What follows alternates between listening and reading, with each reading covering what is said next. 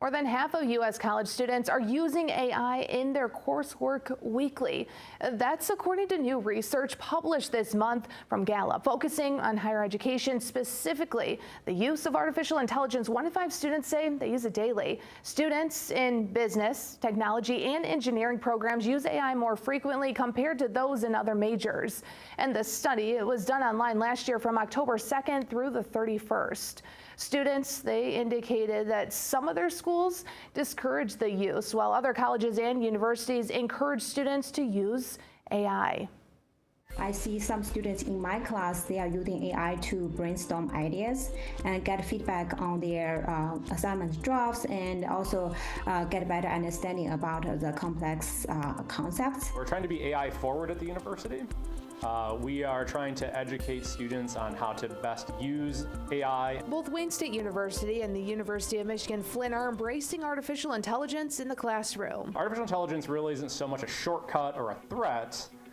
It's really just a new technology that we need to understand to better prepare ourselves for the future. Nick Gasper is the Director of Online and Digital Education for the University of Michigan-Flint. He says there is this misconception that students are having AI write their papers for class. He says the longer and more complicated work you ask it to do, the more apparent it becomes that the work is computer generated. One of the things that makes us human is that we are really good at pattern recognition. Oftentimes when using AI, it describes things in threes. For instance, I prompted the chatbot and asked it to write me a Facebook post about the weekend almost being here. Here's what it wrote. When you just say, go write my term paper for me, it's not going to come back with things that are actually useful as it relates to the teacher's prompt. And Gasper says when you think about cheating with AI, there are 2 things to think about.